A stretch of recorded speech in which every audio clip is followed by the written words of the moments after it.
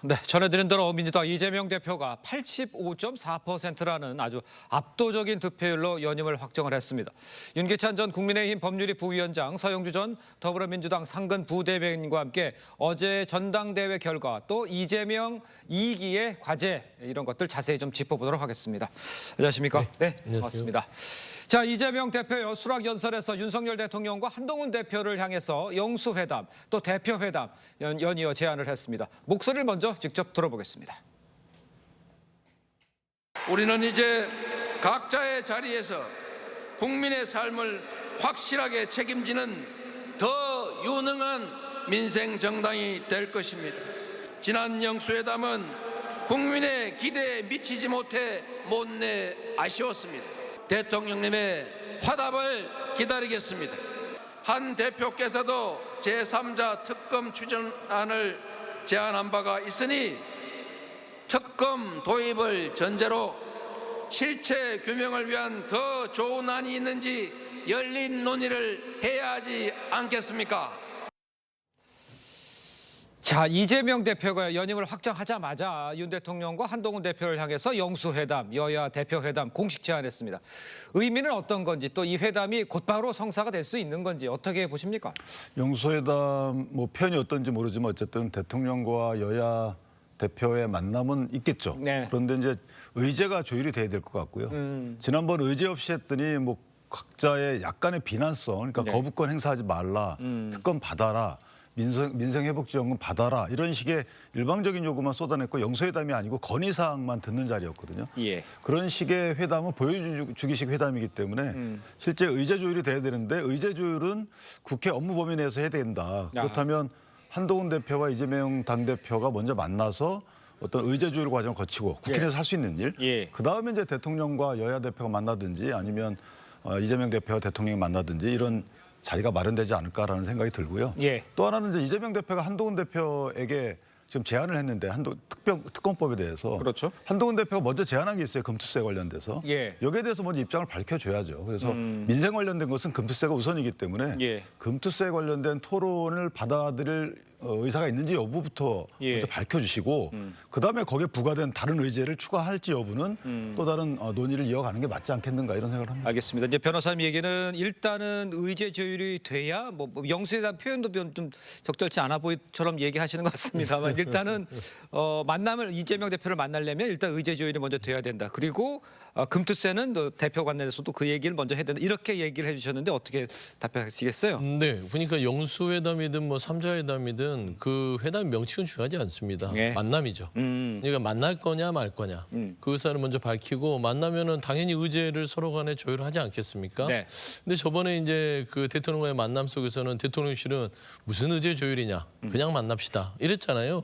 또 그렇게 만나도 되는 겁니다. 그러니까 금투세 25만 원 지원금 은 민생 영역으로 두고 네네. 또 정치적인 영역 부분에 있어서의 특검 부분이라든지 꼭 최이병 특검뿐만 아니라 김건희 특검도 있거든요. 예. 그래서 모든 걸 포괄해서 예. 여야 대표끼리 만나고 그다음에 만난 다음에 단계적으로 대통령과 여야 대표에서 3자의 만남들이 있다면 조금 더 좀 진일보된 어떤 정치의 어떤 모습이 되지 않을까 좀 그렇게 생각이 됩니다. 알겠습니다.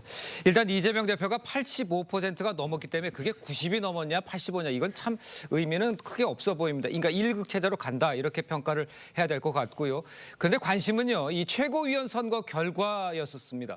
이른바 이재명 파리 발언으로 강성 당원들의 반발을 샀던 정봉주 전 의원이 탈락을 했어요. 막말 논란에 휩싸였던 전현희 의원은 2위까지 크게 올랐습니다.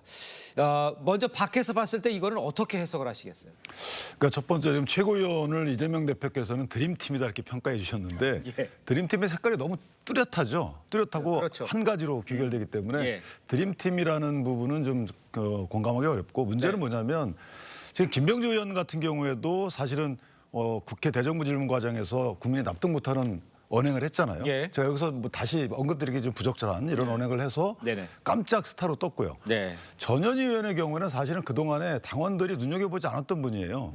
순위로 보면. 순위에선, 그런데 네. 갑자기 이제 그것도 본인과 관련된 청문회가 아니고 원래 목적에 부합하는 청문회에서 한 말도 아니고 아주 부적절한 말을 해가지고 소위 예전에 50 시절에 있었던 50 청문회에서 있었던 노무현 전 대통령의 청문회 스타 이런 스타하고 다른 형태의 스타가 된 거죠. 그러니까 현재 민주당 입장에서 보면 과연 저런 발언을 하는 것이 청문회 스타로 등극하는 길이냐 이게 정치권의 현재 글쎄요 이런 문화가 이게 맞는 건지에 대해서 저는 자괴감이 드는데 네네. 어쨌든 당원들이 선택을 했으니까 저런 말을 의도적으로 했고 네네. 본인은 또 당원들이 저런 말을 좋아할 거라고 판단했겠죠.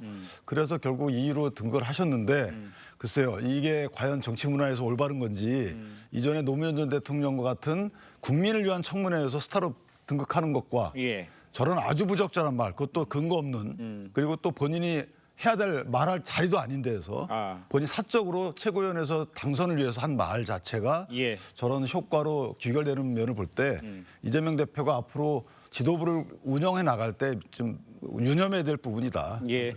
그러니까 이제 김병주 최고위원하고 지금 전현희 의원이 이제 과거에 이제 발언했던 것들이 격한 발언이 오히려 이제 당내에서는 더 영향을 미쳤지 않았냐 이런 얘기를 하시는 것 같은데 그게 적절하지 않은 건 맞는 겁니까? 어떻게 보십니까? 김병주 의원 같은 경우는 꾸준히 그 순위권 안에서의 득표를 해왔죠. 그렇죠. 뭐 갑자기 튀어오른 건 아니고 네. 전현희 의원 같은 경우는 이제 우리가 생각해 볼 만합니다. 예. 근데 이제 따지고 보면 전현희 의원이 이제 서울 대회를 앞두고 서울을 근거로 한 정치인이잖아요. 예. 그래서 5, 6위 싸움에서 이게 뭐 이 부적절한 발언 자체가 당내 지지층에게 점수를 얻기 위해서다. 물론 일부러 그런 건 아닌 것 같아요. 그 발언이 국민들 눈높이에는 맞지 않았으나 예. 당내에서는 막상 그 대상 자체가 어떤 심리적 살인이라고 할 만큼 하다. 그럴 수도 있겠다라는 것들은 당내 이제 그 지지층의 입장이에요. 그걸 어쩌다 보니 이제 대변을 하게 된 것이고 서울 근간 플러스 그 어떤 당내 지지층이 인정할 만한 발언 자체가 복합적으로 작용하면서 좀 튀어오른 것 같고요. 거기에 세 번째 요인이 정봉주 후보죠. 정봉주 후보가 결국에는 정봉주 후보의 반사익을 또 전현희 의원이 얻었다라고 봤을 때는 6위에서 2위까지 등극하는 여러 가지 요인들이 전현희 의원에게는 나름 좋은 환경이었다. 그렇게 분석할 수 있을 것 아니 근데 이제 정봉주 의원 같은 게 저희가 이제 그 전에도 이제 계속 얘기를 했었잖아요. 1위를 하다가 2위 내려왔고 또 3위 막판에 3위까지 돼서 적어도 5위 안에 들어갈 것이다. 네네. 왜냐하면 비명계에 대한 목소리를 좀 대변하는 뭐 이렇게 됐는데 결과가 이렇게 나오니까 지금 이렇게까지 될 수 있을까라는 지적도 있는데 그건 어떻게 평가하세요? 그러니까 통상적으로 저도 조금 놀라긴 했습니다. 예. 이제 선거라는 흐름이 있거든요. 네네. 그러니까 아무리 이게 좀 오르락내리락 하더라도 5위 예. 안에서 그래도 좀 입상하지 않을까 그래 예. 봤거든요. 근데 제가 봐서는 이제 당원들의 선택이 극명하게 이루어진 것 같아요. 그래서 전현희 의원을 대항마로 세우고 그다음에 전체적으로 공정보다는 안정을 선택했다. 그러니까 견제와 균형을 통한 공정성에 대한 선택들이 그동안 당원들 사이에서 어느 정당이고 있기 마련인데 이번에는 이재명 대표를 중심으로 단일 체제를 통한 안정성, 그 안정을 토대로 한 윤석열 정부에 대한 어떤 여러 가지 대여 투쟁에 힘을 실어준 게 아닌가. 그래서 마지막에 보면 정봉주 후보께서 그 이재명 대표에게 대통령이 되면 안 된다.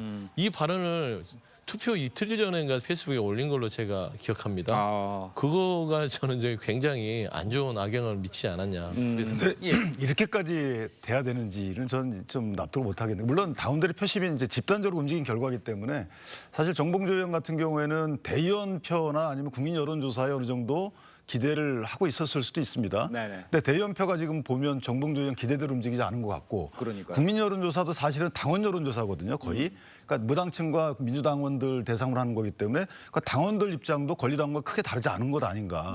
또 하나는 이제 투표율이 42%뿐이 안 되기 때문에 결국 투표에 응하신 분들은 대부분 이재명 대표의 일극성을 원하신 분들이 아닌가 이런 생각이 들고 마지막으로 제가 굳이 당 지도부까지 이렇게 구성해야 되는지에 대한 문제 제기를 하는 이유는 지금 국회도 절대 다수가 민주당으로 돼 있잖아요. 그렇죠. 그런 상황에서 만약에 당내 문제도 이렇게 절대 다수가 이재명 대표를 무작정 옹호하는 분들을 만약에 무작정 옹호한다면 그런 분들로 구성이 된다 그러면 당내 민주화가 지장이 받게 된다는 것은 이재명 대표 어떤 일을 하더라도 네. 견제 세력으로서 작동을 못 한다는 거잖아요. 그러니까 이재명 대표를 결사 옹위하겠다는 분들이기 때문에 그럼 이재명 대표가 향후 뭐 잘하시길 기대합니다만은 예. 국민적 기대를 저버리는 어떤 뭐 정책을 피거나 행위를 하게 되면 예. 당내 견제 기능이 전혀 없어지게 되고 그럼 당내 견제 기능이 전혀 없어진다는 거는 공당도사 역할을 못 한다는 거기 때문에 예. 이것이 과연 바람직한지에 대해서는 민주당원들이 조금 생각을 하시지 않을까요, 앞으로도.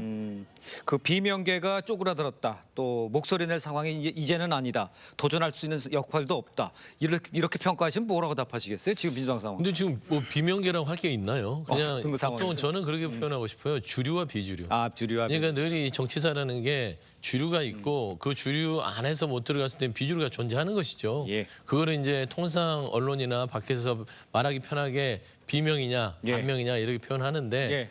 비주류의 목소리가 위축된 거는 맞습니다. 그렇게 될 공산이 크잖아요. 따지고 보면 대표를 중심으로 1등부터 5등까지의 최고위원들이 있는데 모두 다 이제 대표를 옹호하기 위한 어떤 최고위원이고 네. 거기에 대해서 말씀한 대로 견제와 균형의 어떤 역할을 할 수 있겠느냐. 그런 어떤 입지가 많이 줄어든 상황이기 때문에 네. 당내에 있는 비주류에서 목소리를 내기가 쉽지는 않을 것 같다.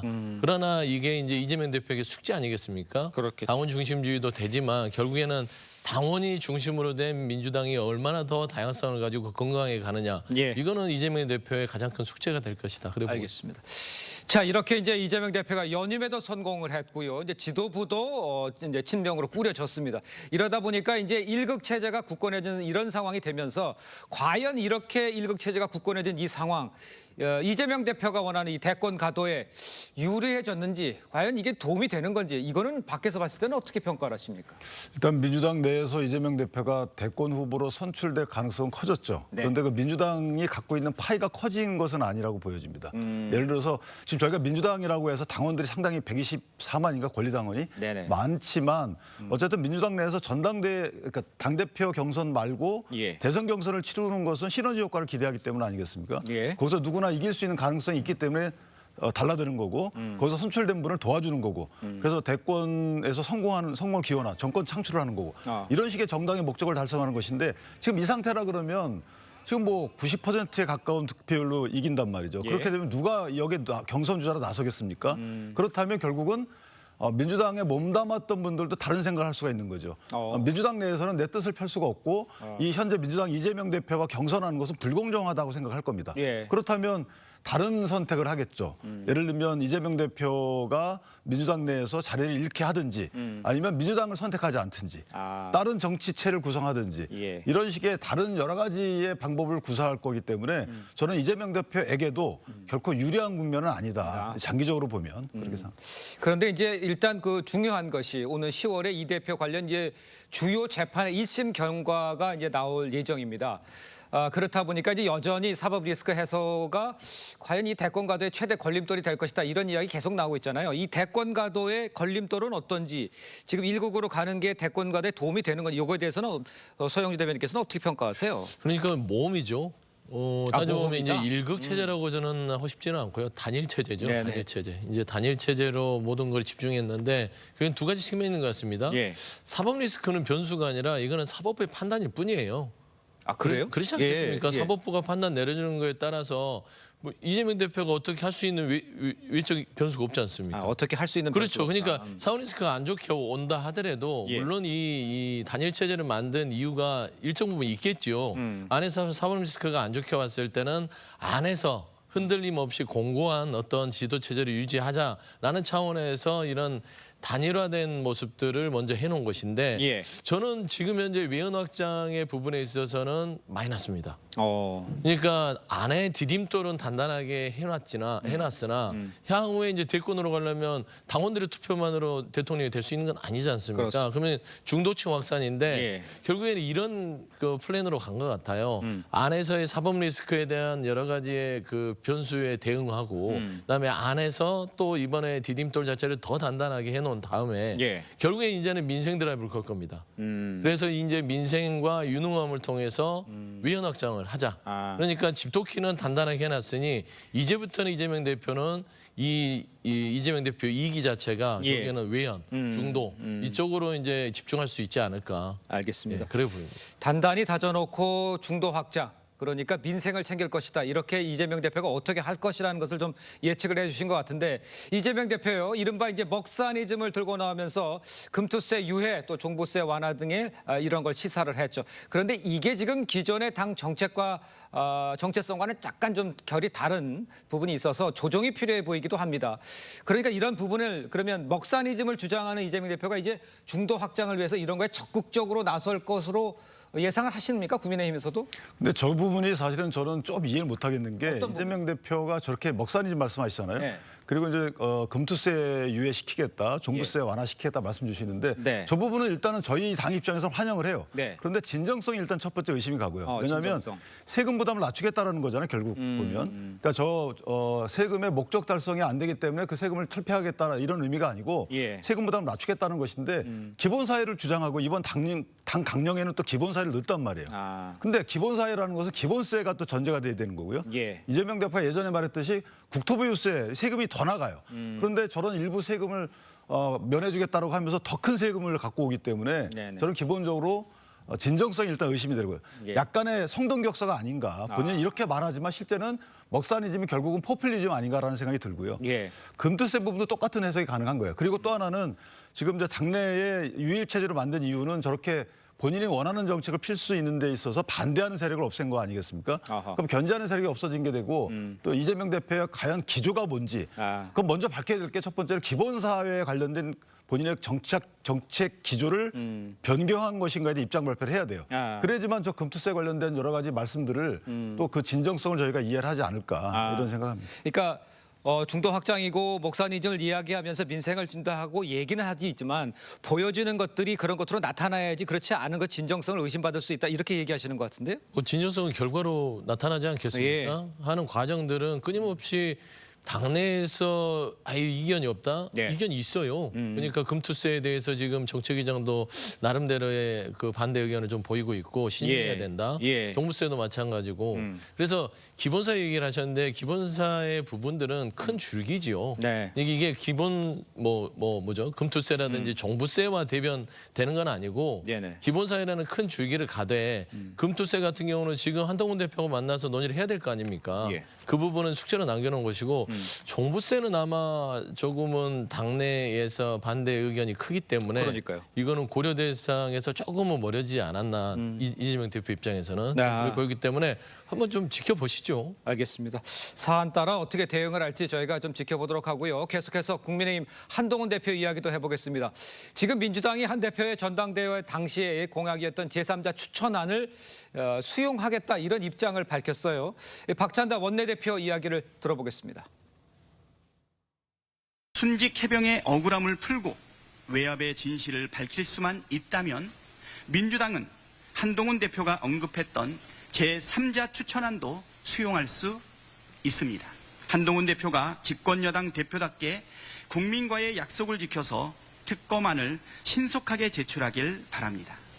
한 23일 정도면은 이것과 관련된 법안이 나올 수 있을 거라고 생각이 되고요. 한동훈 대표님 화이팅!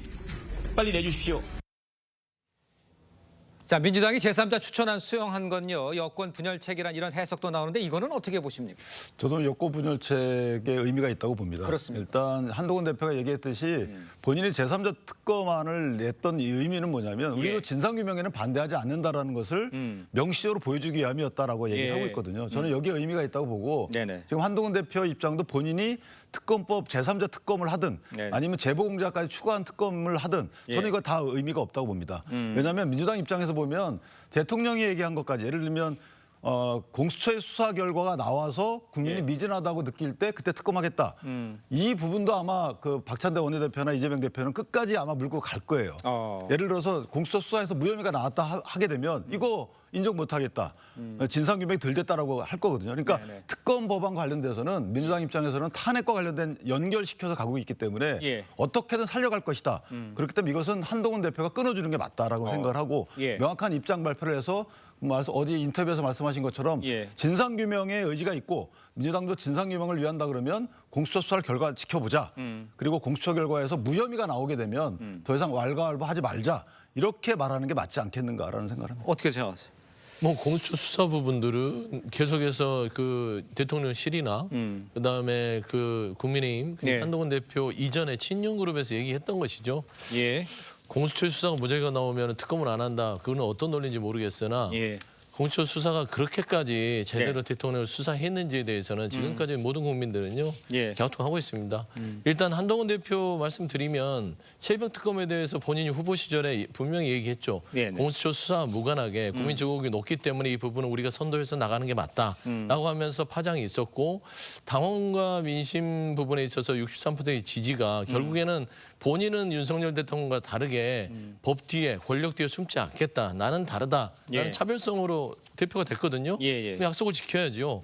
약속을 지키지 않고 본인이 말한 거에서 슬금슬금 뒷걸음 치면 네네. 결국에는 예전에 김기현 전 대표와 뭐가 다를까라는 평가를 받을 거예요.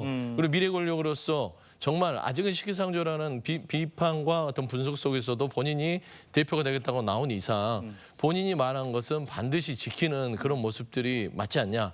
그리고 박찬대 원내대표가 이 부분에 대해서 한동훈 대표가 얘기한 걸 다 받겠다는데 거기에 플러스 알파 더 받겠다고 하는데 예. 못할 게 뭡니까? 그럼 결국에는 국민들 앞에서 거짓말을 한 게 되는 모양이 될 수 있으니 이 부분은 하루빨리 미적거리는 것보다는 결단하는 게 훨씬 더 본인의 정신 제보자 도움이 될 공작 것입니다. 의혹을 추가하자고 제안한 것 그것에 대해서는 어떻게 생각하세요? 민주당은 고맙죠. 그러니까 이제 저는 그렇습니다. 한동훈 대표가 아직은 정치적으로 미숙하고 그 주변에 많은 판단을 제대로 하는 분들이 부족한가 보다라는 생각이 드는 게 예. 제보 공작 의혹 자체가 국민의 입장에서는 이게 무슨 그 뭐 민주당이 개입돼서 마치 김건희 여사가 그 뒤에 있다라고 하는 그런 의혹이다라고 얘기하는데 예. 제보 공작 의혹 좋습니다. 특검에 놓으면 어차피 이종호 씨의 마지막 노선은 V1과 V2입니다. 네네. 그럼 김건희 여사까지 들어가는 거예요. 그래서 민주당이 더 강하게 얘기하는 김건희 여사를 특정한 거랑 예. 똑같은 얘기예요. 그래서 민주당은 당연히 받지요. 알겠습니다. 그 제보공작 의미는 사실은 이제 민주당이 이미 특검 안에 임성근 구명 로비 의혹을 넣었거든요. 그럼 구명 로비 의혹과 관련돼서 연결된 가지기 때문에 사실은 한동훈 대표가 저 부분은 저도 약간의 실수라고 보는데 아, 그래요? 당내를 향한 메시지일 수는 있어요. 당내 뭐 권성동 의원 등을 향해서 내가 이것까지 넣겠다는 메시지일 수 있지만 민주당에서 저걸 안 받을 리는 없는 그런 정도의 아니기 때문에 저는 한동훈 대표 이전에 가장 최근의 말씀 이게 진상규명에 반대하지 않는다는 입장을 밝히기 위해서 제3자 특검을 언급한 것이다. 이 부분이 한동훈 대표의 진정한 입장이 아닌가 이렇게 생각합니다. 알겠습니다. 자, 다음 소식도 짚어보겠습니다. 어제요, 김대중 전 대통령 서거 15주기를 맞아서 여야 지도부가 한자리에 모여서 한 목소리로 김대중 정신 실천을 강조했습니다. 하지만 해석은 달랐습니다. 여야 입장 보시겠습니다. 김대중 대통령께서는 2024년에 어떤 정치인들보다도 더 지금에 맞는 진영을 초월해서 시대 정신을 꿰뚫는 해안을 보여주셨습니다. 대통령님의 말씀처럼 불의와 타협하지 않겠습니다. 정의의 역사와 지혜로운 국민을 믿고 윤석열 정권의 폭주를 막아내겠습니다. 그러니까 이제 협치를 하겠다, 불의에는 타협하지 안 하겠다 이런 얘기인데 어떻게 평가를 하십니까? 저는 김대중 대통령이 이제 삼김 시대를 사실상 청산되면서 마지막 대통령이 되셨잖아요. 네. 그런데 그때는 거학과 싸우고 나서 사실 국민적 거학이 없는 시대가 돼버린 거죠. 예. 반민주 세력이라는 부분이 이제 없어진 시대에 대통령이 되시고 나서 위안 위기를 실용 정치로 그걸 극복을 하셨고요. 그다음에 이제 진영을 불구하고 여러 가지 진영에 상관없는 정책들을 많이 피셨어요. 네. 그중에 가장 와닿는 것은 정치는 지금과 같이 진흙탕이지만 예. 연꽃은 피워야 된다. 그러니까 박찬대 원내대표께서 지금 연꽃을 피우기 위한 노력을 하는 것이 DJ의 유지를 받드는 길이지 네네. 이전에 없던 과학을 끌어들여서 지금 마치 반민주 투쟁하듯이 저렇게 투쟁 위도의 정당 운영이나 국회 운영하는 것은 DJ의 뜻에 정면 반대되는 거다 이렇게 생각합니다. 알겠습니다. 어떻게 요새? 뭐 김대중 대통령의 정신, 정치사에서는 매우 여야를 막론하고 배울 게 많죠. 네. 그러니까 정치의 묘미, 협치하고 타협하고 그다음에 연꽃을 누구를 위해서 피우겠습니까?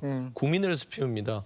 김대중 대통령의 어력의 거의 절반 이상이 국민입니다. 예. 가장 국민을 두려워해야 되고 그 국민을 두려워하지 않는 정치인은 필요가 없다라는 예. 것이기 때문에 저는 그 정신을 여야 공히 좀 받아들이면서 예. 좀 협치의 산물로서 김대중 정신을 좀 이렇게 피웠으면 좋겠다 그런 말씀입니다. 알겠습니다. 여야가 대표가 새롭게 이제 출범을 했으니까요. 민생을 어떻게 챙길지 한번 시청자 여러분께 함께 지켜보도록 하겠습니다. 자, 두 분 말씀 오늘 여기까지 듣겠습니다. 고맙습니다.